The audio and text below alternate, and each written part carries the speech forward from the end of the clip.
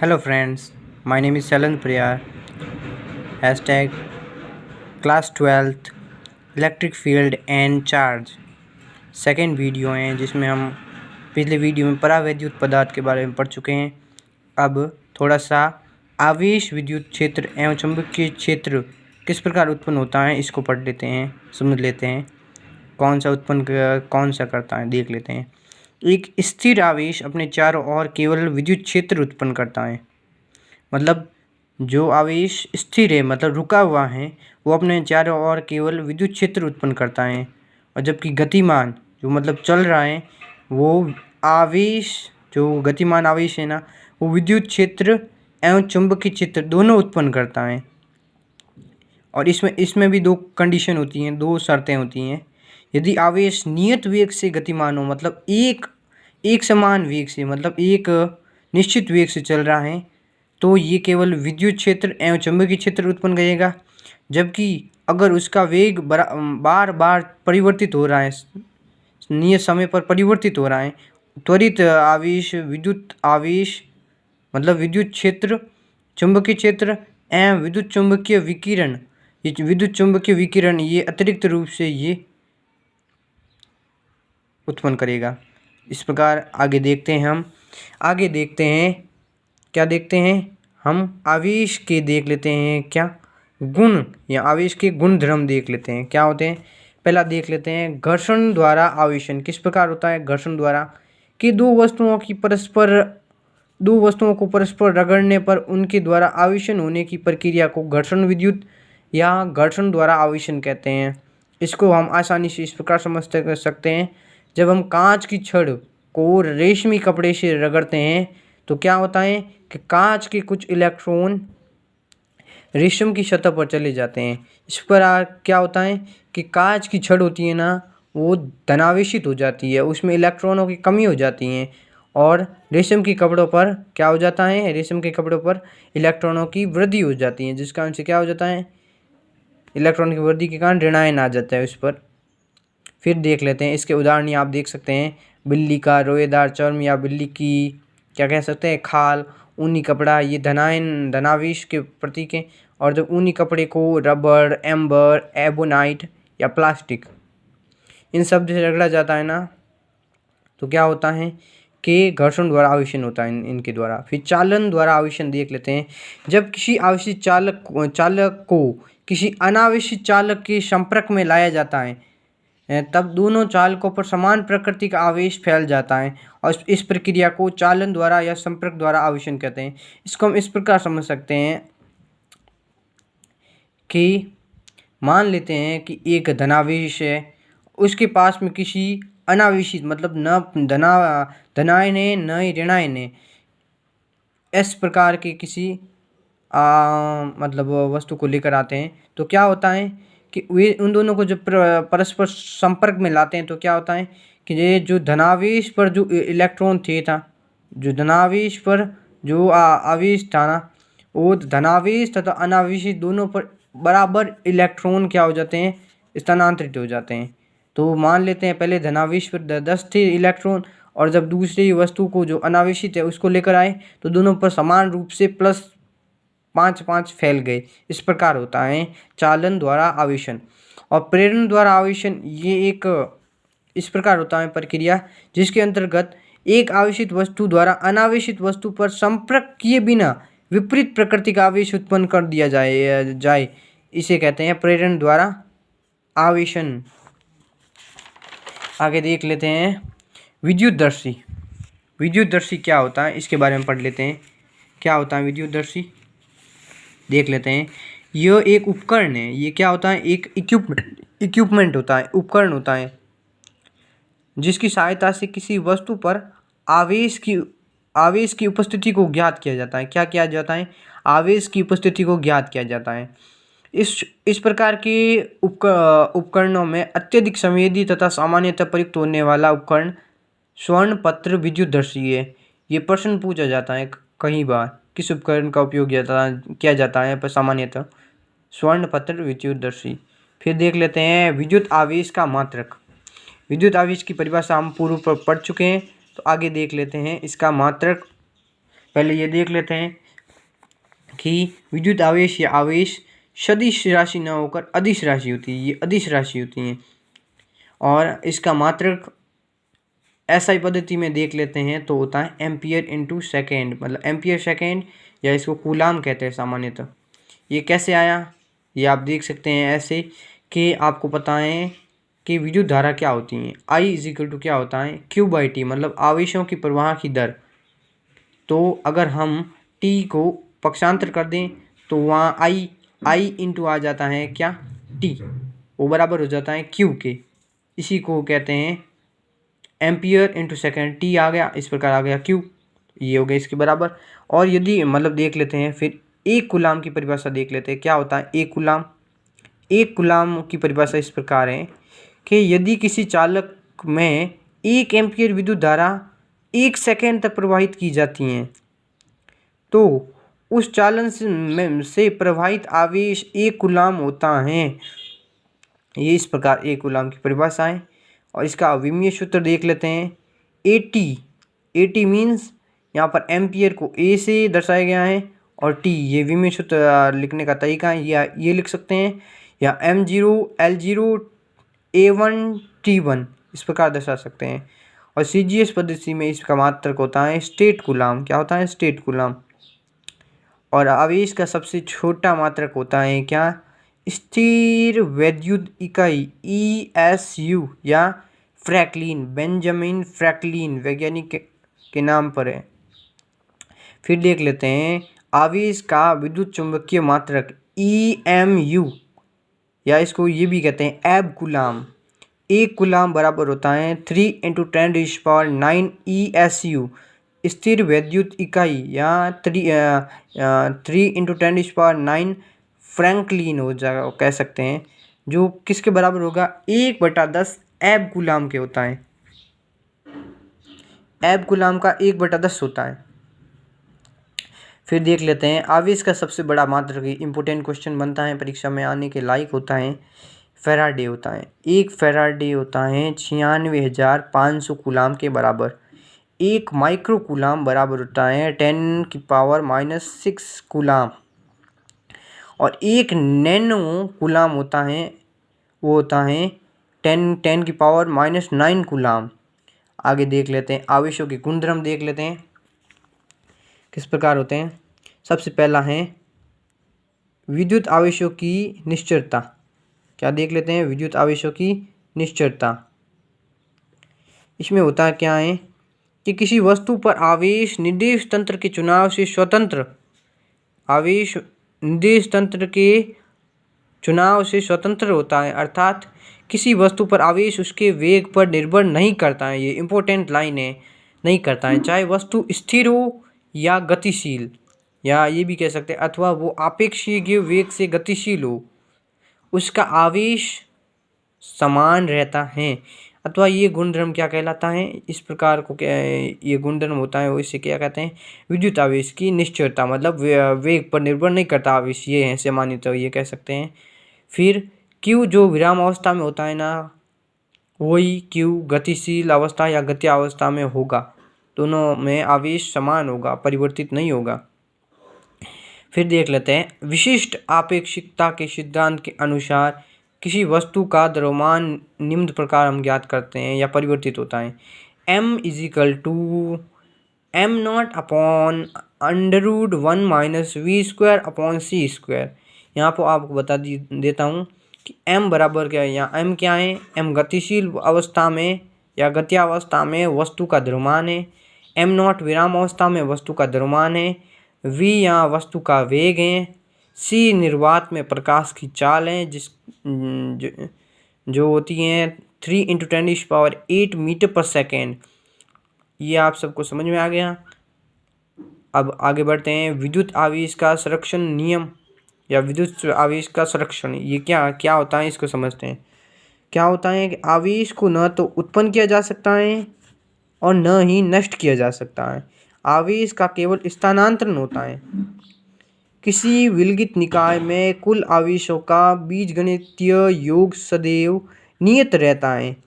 ये जो प्रक्रिया या अनुक्रिया के संपन्न होने पर भी अपरिवर्तित रहता है, मतलब अभी के पहले हो चाहे बाद में, इन दोनों में आवेश सुरक्षित रहता है।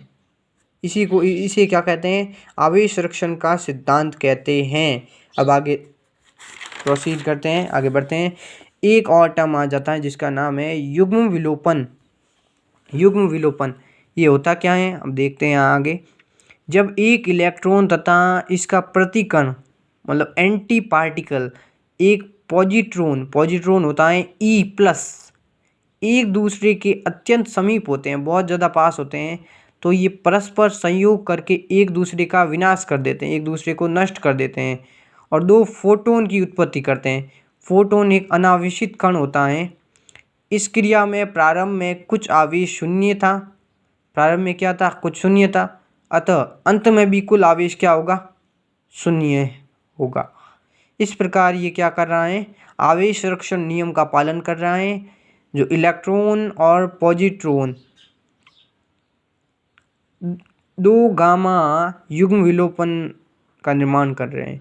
न्यूट्रॉन से देख सकते हैं कि neutron proton plus electron plus वेग, वो ये वेग नहीं है, ये है फ्रीक्वेंसी वाला। फिर देख लेते हैं प्रोटॉन से, फिर युग्म उत्पादक, फिर रेडियो एक्टिव से ये इम्पोर्टेंट है, ये पूछा भी जाता है परीक्षा में। क्या क्या होता है इसमें कि यूरेनियम जब टूटता है तो 92 इसका मतलब परमाणु क्रमांक है, इसका परमाणु भार है 238, तो ये टूट कर 90 मतलब थोरियम और 2 पर कौन है?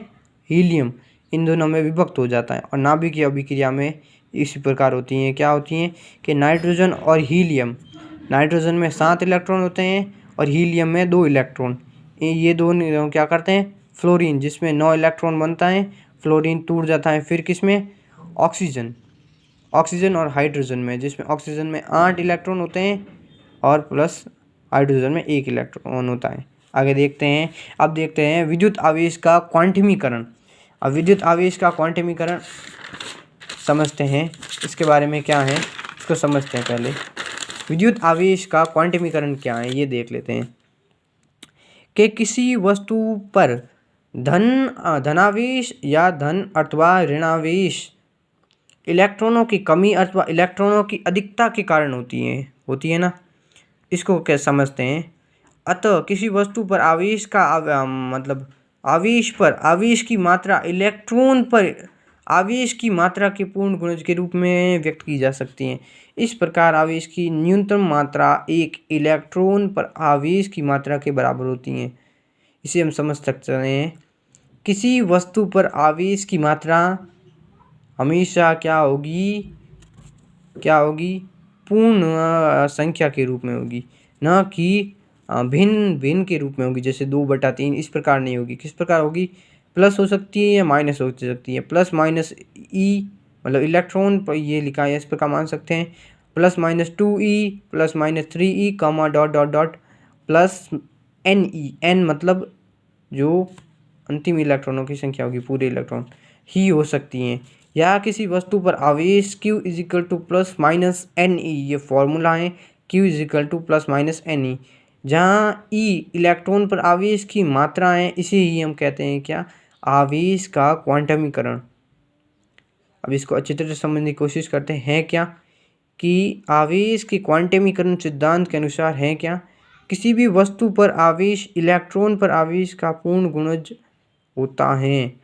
इस प्रकार ऐसा आवेश न तो किसी चालक द्वारा दिया जा सकता है न ही लिया जा सकता है जो इलेक्ट्रॉन पर आवेश का पूर्ण गुणज नहीं है, अर्थात ये कोई भिन्न संख्या के रूप में इसका मान नहीं आ सकता।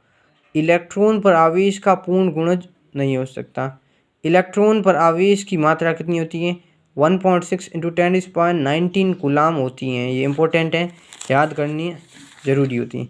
अब थोड़ा मोस्ट इम्पोर्टेंट देख लेते हैं पॉइंट, जो बहुत लोगों को कंफ्यूज करता है, आज उसको अच्छी तरह से क्लियर करेंगे। आवेश और द्रव्यमान में अंतर होता क्या है कि विद्युत आवेश धनात्मक, ऋणात्मक या शून्य हो सकता है। आवेश शून्य हो सकता है, धनात्मक हो सकता है, ऋणात्मक हो सकता है, लेकिन जो द्रव्यमान है वो हमेशा क्या होगा? धनात्मक होता है। वो कभी ऋणात्मक नहीं हो सकता। अगला पॉइंट सेकंड, किसी वस्तु पर उपस्थित आवेश का मान इसके वेग पर निर्भर नहीं करता है, वेग पर निर्भर नहीं करता है। लेकिन अगर हम द्रव्यमान की बात करें तो किसी वस्तु का द्रव्यमान इसके वेग के साथ बढ़ता है, अर्थात m = m0/1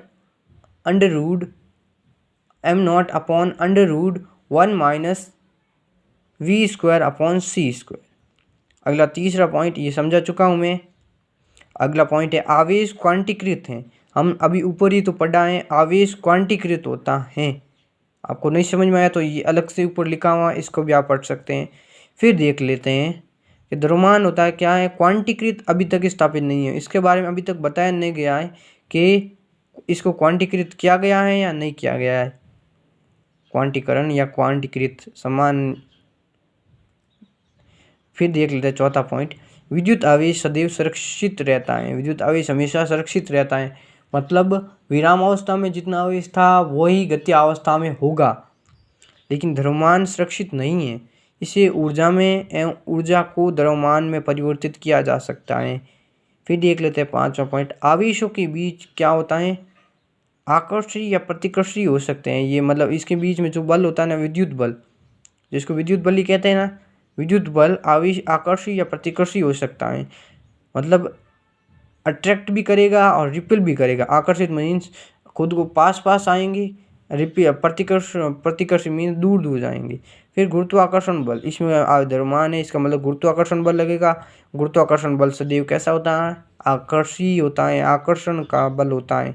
इस प्रकार आगे हम देख लेते हैं और आगे देख लेते हैं, थोड़ा पॉइंट है और इम्पोर्टेंट। आगे देखते हैं, आवेश पर चाल का कोई प्रभाव नहीं होता है, मतलब आवेश पर चाल का कोई प्रभाव नहीं पड़ता है, जितने अभी मैं बता चुका हूँ। किसी आवेशित वस्तु के स्थिर अथवा अपेक्षीय वेग से गतिमान होने पर वस्तु पर आवेश की मात्रा एक समान होती है, ये मैं बता चुका हूँ। अब देखते हैं कण, द्रव्यमान और आवेश, ये एक सारणी है जिसको आपको याद करना अति आवश्यक होता है कि इलेक्ट्रॉन का द्रव्यमान कितना होता है। आप अच्छी तरह से देख सकते हैं 9.109 × 10⁻³ किलोग्राम, और आवेश होता है -1.6 × 10⁻19 कूलाम, और प्रोटॉन का द्रव्यमान होता है 1.672 × 10⁻27 किलोग्राम, और आवेश होता है +1.6 × 10⁻19 कूलाम। और न्यूट्रॉन स्मॉल n 1.674 × 10⁻27 किलोग्राम, और इस पर किसी प्रकार का आवेश नहीं होता है, मतलब शून्य होता है, आवेश उदासीन होता है, ऐसे कह सकते हैं। अब अगला पॉइंट है अपना, थोड़ा अच्छा पॉइंट है, उसका नाम है कूलाम का नियम। कूलाम के नियम को हम इस प्रकार समझ सकते हैं। पहले एक चीज़ पढ़ते हैं, सबसे पहले हम बिंदु आवेश देख लेते हैं। बिंदु आवेश होता है क्या है कि यदि दो आवेशित पिंडों की विमाएँ उनके बीच की दूरी की तुलना में नगण्य होती हैं, उन आवेशों को बिंदु आवेश कहते हैं। आपको लगता है समझ में नहीं आया, ये ऐसा कह रहा है कि मतलब उनके बीच की दूरी क्या हो, बीच की दूरी की तुलना में क्या हो कि उनके पिंडों की विमाएँ होना, मतलब उनका जो आवेश होता है अत्यंत कम होने के कारण हो सकता है। अब देख लेते हैं कूलाम का नियम, देखते हैं कूलाम का नियम क्या है कि सन 1785 में कूलाम ने दो स्थिर आवेशों के बीच कार्य करने वाले बल के संबंध में एक नियम प्रतिपादित किया, जिसे कहते हैं कूलाम का नियम। है क्या नियम ये, इस नियम के अनुसार दो स्थिर बिंदु आवेशों के बीच कार्य करने वाला आकर्षण अथवा प्रतिकर्षण का बल दोनों आवेशों के परिमाणों के गुणनफल के समानुपाती तथा उनके बीच की दूरी के वर्ग के व्युत्क्रमानुपाती होता है। ये बल, इम्पोर्टेंट लाइन है, ये बल दोनों आवेशों को मिलाने वाली रेखा के अनुदिश कार्य करता है। इसे कूलाम का व्युत्क्रम वर्ग का नियम कहते हैं। ये भी कह सकते हैं कूलाम का व्युत्क्रम वर्ग का नियम भी इसे कहते हैं। इसे इस प्रकार समझ लेते हैं, देखते हैं कि मान लेते हैं कोई है Q1 और कोई है Q2, इनके बीच की दूरी कितनी है R। तो F समानुपाती, ये F direct proportional to Q1 Q2, इनके दोनों के गुणनफल है और इसे दे सकते हैं समीकरण 1। और आगे देखते हैं F inversely proportional to 1/r², ये समीकरण नंबर दे देते हैं 2। फिर आगे देखते हैं क्या करते हैं कि समीकरण 1 व 2 से क्या करते हैं कि F समानुपाती, ऐसा भी कह सकते हैं यहाँ direct proportional to Q1 Q2/r², इसको देख लेते हैं। जहाँ पर K, यहाँ पर समान, आपको सबको पता होगा कि समानुपाती चिन्ह आता है तो एक नियतांक आता है या स्थिरांक भी कह सकते हैं, वो आता है। तो K बराबर हो जाएगा, K यहाँ पर आ जाता है नियतांक, तो F बराबर हो जाएगा F विद्युत बल, F बराबर KQ1 Q2/r², और K यहाँ नियतांक हैं। और आप ये यहाँ पर देख सकते हैं कि K किन किन बातों पर निर्भर करता है, मैंने यहाँ लिखा है और आपको मैं समझा रहा हूँ किन किन पर निर्भर करता है। ये निर्भर करता है आवेशों के बीच की दूरी पर, मतलब आवेशों के बीच कितनी दूरी है इस पर निर्भर करता है। आवेशों के माध्यम पर, मतलब हवा में है, निर्वात में है, कुचालक के रूप में है, किस प्रकार रूप में है। फिर आवेश व दूरी के मात्रक पर, उनका मात्रक किस में लिया गया है, एसआई पद्धति में लिया गया है, सीजीएस पद्धति में लिया गया है, इस मात्रक पर भी उसका मान निर्भर करता है। और के का मान होता है, एसआई पद्धति में ऐसा मान सकते हैं कि के का मान होता है 1/4πε0, ये होता है 1/4πε0, जिसकी वैल्यू होती है 9 × 10⁹ न्यूटन मीटर स्क्वायर पर कूलाम स्क्वायर।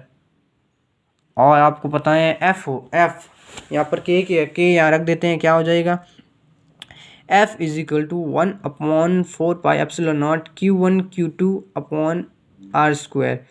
यहाँ पर ε0 क्या है कि निर्वात की विद्युतशीलता है, क्या है विद्युतशीलता निर्वात की।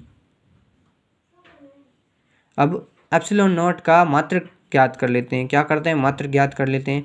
तो क्या करते हैं कि F को इस तरफ ले आ जाते हैं, ε0 को उस तरफ भेज देते हैं, तो ε0 का यहाँ से मात्रक आ जाएगा, क्या आ जाएगा Q1 और Q2 का दोनों का मात्रक हो जाएगा कूलाम, तो कूलाम स्क्वायर, और r² मतलब मीटर स्क्वायर, और F न्यूटन का बल का SI मात्रक होता है क्या न्यूटन, तो coulomb square upon newton into metre square, ये हो गया। और ε0 की विमा ज्ञात कर लेते हैं, ε0 की विमा ज्ञात कर लेते हैं। ε0 की विमा क्या आ जाएगी कूलाम स्क्वायर, कूलाम की क्या होती हैं AT या M0 L0 A1 T1, ऐसा भी कह सकते हैं, इस प्रकार कहेंगे। और आपको सबको पता होगा न्यूटन बल, ये बल की विमा क्या होती हैं ये आप सबको पता ही होगा, मतलब न्यूटन की विमा क्या होती हैं, न्यूटन की जगह होती हैं क्या किलोग्राम मीटर पर सेकंड स्क्वायर, मतलब M1 L1 T-2, और या मीटर स्क्वायर की आ गई क्या L²। यहाँ से आ जाती हैं ε0 की वैल्यू आ जाती हैं, इसको ε0 पढ़ते हैं निर्वात की विद्युतशीलता या हवा की विद्युतशीलता, M-1 L-3 T4 A2, ये हो गई। यहाँ से आगे देख लेते हैं इसका मूल मात्रक क्या होता है, ये भी देख लेते हैं। मूल मात्रक देख लेते हैं क्या होता है। मूल मात्रक इसका होता है किलोग्राम -1 मीटर -3 सेकेंड +4 और एम्पियर +2, ये हो गया इसका मूल मात्रक। फिर एप्सिलॉन का मान किस प्रकार ज्ञात किया जाता है ये भी देख लेते हैं। एप्सिलॉन का मान यहाँ से हम कैलकुलेट कर सकते हैं, इन सब का मान जब हम रखेंगे ना ये, तो यहाँ पर आ जाएगा ε0 का मान आ जाएगा, कितना आ जाएगा ε0 का मान होता है 8.86 × 10⁻12 कूलाम स्क्वायर अपॉन न्यूटन पर मीटर स्क्वायर। हमने ये मात्रक भी ज्ञात कर लिया है। फिर देख लेते हैं जब हवा या निर्वात में हो, ये मैं बता चुका हूँ, और जब आवेश क्या हो माध्यम हो, किसी मीडियम में हो, तो इस प्रकार ये भी लिख सकते हैं F = 1/4πε0 K Q1 Q2/r², ये भी लिख सकते हैं। इसके स्थान पर हम ये यूज़ लेते हैं, कौन सा, ये एप्सिलॉन लेते हैं, एप्सिलॉन की जगह हम यूज़ लेते हैं epsilon. F is equal to F या एम लिख सकते हैं, मीडियम एम लिख सकते हैं, स्मॉल एम लिख सकते हैं। तो आ जाएगा 1/4 pi epsilon Q1 Q2 upon R square. और जब हम बिंदु आवेश के लिए बात करेंगे, बिंदु आवेश के लिए, तो जो Q1 होगा ना, जो Q1 उसका तो कुछ ना कुछ होगा आवेश, लेकिन Q2 का क्या नगण्य मान लेंगे, 0 के बराबर लगभग मान लेंगे। तो क्या हो जाएगा, F is equal to 1/4 pi epsilon naught Q upon R square. ये होगा बिंदु आवेश के लिए। फिर देख लेते हैं आगे, हमारा पॉइंट है परावैद्युतांक। ये इम्पोर्टेंट टर्म है, हर साल लगभग क्वेश्चन इससे आता है 1 नंबर का, कभी कभी पूछ भी लेते हैं, जिसको कहते हैं इंग्लिश में डाइलेक्ट्रिक कांस्टेंट। ये होता क्या है, पढ़ लेते हैं एक बार, देखते हैं। निर्वात या वायु में दो आवेशों के मध्य विद्युत बल सर्वाधिक होता है, जबकि विद्युत रोधी माध्यम की उपस्थिति में अपेक्षाकृत कम हो जाता है। सुचालक माध्यम की उपस्थिति में बल का मान शून्य हो जाता है, और इस प्रकार किसी माध्यम की उपस्थिति में आवेशों के मध्य बल निर्वात की तुलना में जितने गुना कम प्राप्त हो जाता है, उस राशि को उस माध्यम का परावैद्युतांक अथवा आपेक्षिक वैद्युशीलता एप्सिलॉन आर अथवा विशिष्ट परावैद्युतता SIC, ये अलग अलग नामों से इसे पहचाना जा सकता है, ये भी कह सकते हैं। फिर देख लेते हैं इसका फॉर्मूला क्या होता है। परावैद्युतता मतलब एप्सिलॉन आर क्या होता है, निर्वात या वायु के मध्य बल, निर्वात या वायु के मध्य विद्युत बल कह सकते हैं या बल कह सकते हैं, F अपॉन अभीष्ट माध्यम में आवेशों की मध्य विद्युत बल या बल, FM। ये लिखा है समीकरण 1। जब Q1 तथा Q2 दो बिंदु आवेश हवा में एक दूसरे के r दूरी पर स्थित हो, तो उनके बीच कार्य करने वाला कूलाम का नियम किस प्रकार लागू होगा, ये देख लेते हैं।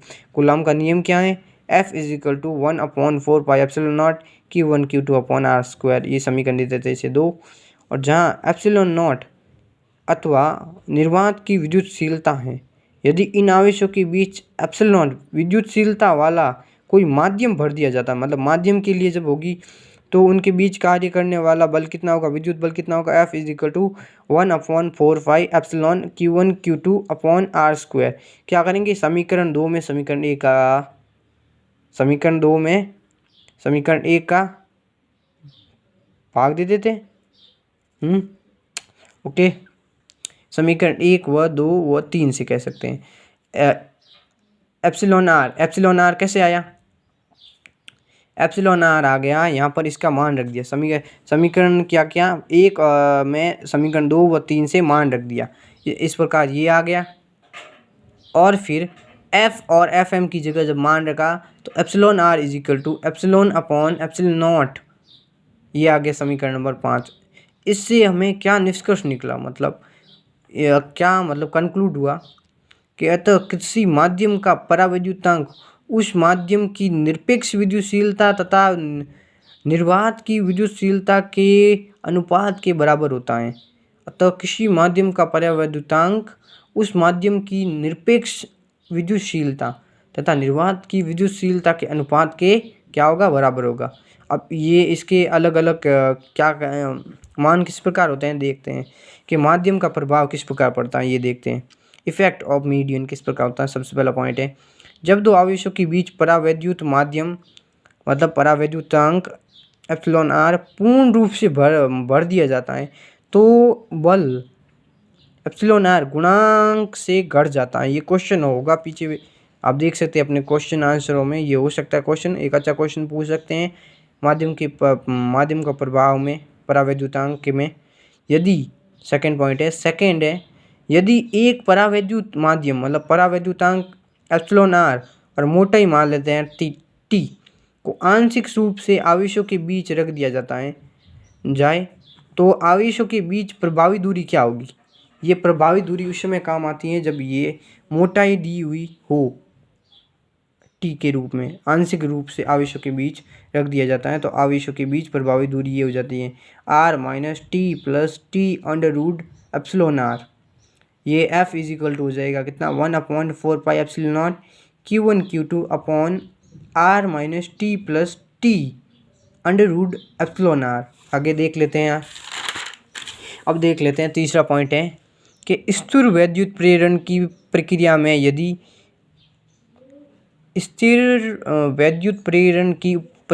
यदि Q प्रेरक आवेश हो और Q डैश प्रेरित आवेश तथा एप्सिलॉन आर अनावेशित वस्तु का परावैद्युतांक हो तो प्रेरित आवेश का अधिकतम मान Q नॉट क्या होगा?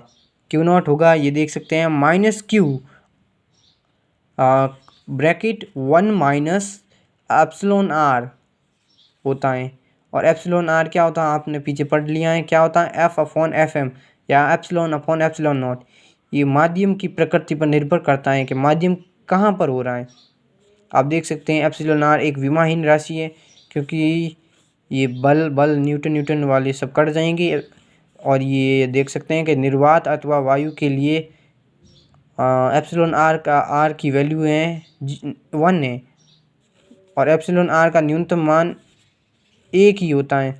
अन्य पदार्थों के लिए एप्सिलॉन आर 1 से बड़ा होता है और चालक पदार्थों के लिए एप्सिलॉन आर का मान कितना होता है? अनंत होता है। जो चालक पदार्थ होते हैं, जैसे चांदी के लिए अगर मान लो किसी दो आवेशों के मध्य अगर चांदी को रख दिया जाए, मतलब चांदी धातु को रख दिया जाए, तो क्या होगा? उसका मान अनंत हो जाएगा, मतलब परावैद्युतांक अनंत हो जाएगा। अब देख लेते हैं थोड़े क्वेश्चन आंसर देख लेते हैं इसके बेस्ड। आपको क्वेश्चन दिया है कि नाइट्रोजन मतलब 714 ये लिखा है, नाभिक पर कूलाम में आवेश की गणना करनी है। आपको पता है, मैं पीछे पढ़ डाल लिया है कि Q is equal two plus NE। तो यहाँ पर आपको पता है N आपको दिया है, क्या है यहाँ पर? N यहाँ पर क्या है? यहाँ पर है परमाणु क्रमांक कितना है? 7। तो 7 रख दिया। 7 इंटू 1.6 इंटू 10⁻⁻19 कूलाम या फॉर्मूला रखा तो आंसर आ गया 11.2 इंटू 10⁻⁻19 कूलाम। सेकेंड क्वेश्चन है, अच्छा क्वेश्चन है सेकेंड, देख लेते हैं। कुछ लोग इसमें भी कंफ्यूज हो जाते हैं। इस क्वेश्चन है 12.5 इंटू 10⁻18 इलेक्ट्रॉन के आवेश की गणना करो। मतलब ये अपने को इतने इलेक्ट्रॉन है अपने पास, तो अपने पास कितने मतलब आवेश कितना होगा? आवेश अपने पास होता है Ne। तो अपने को ये दिया है, क्या N अपने को दिया है 12.5 इंटू 10⁻18 इंटू 1.6 इंटू 10⁻⁻90 कूलाम। इन दोनों को जब सॉल्यूशन करेंगे तो क्या आ जाएगा? ये आ जाएगा मान 2.0 कूलाम। और अब देख लेते हैं एक अच्छा क्वेश्चन है कि प्रकृति में किसे प्रारंभिक आवेश माना जाता है? इलेक्ट्रॉन को, लेकिन ये प्लस माइनस 1.6 इंटू 10⁻⁻19 कूलाम होता है। क्या कूलाम का नियम परमाणविक तथा नाभिकीय दूरियों के लिए भी सत्य है? कारण भी बताओ। नहीं, क्योंकि ये जो नियम है 10⁻50 मीटर तक लगता है। इतना ही इसका उत्तर है, आंसर है। अब देख लेते हैं पांचवा क्वेश्चन, देख लेते हैं कि यदि दो आवेशित कणों के बीच की दूरी आधी कर दी जाए तो दोनों के मध्य लगने वाले विद्युत बल पर क्या प्रभाव पड़ेगा? आप सबको पता है, अगर दूरी को आधा कर देंगे तो क्या होगा? बल 4 गुना हो जाएगा। क्यों? क्योंकि बल होता है वो दूरी के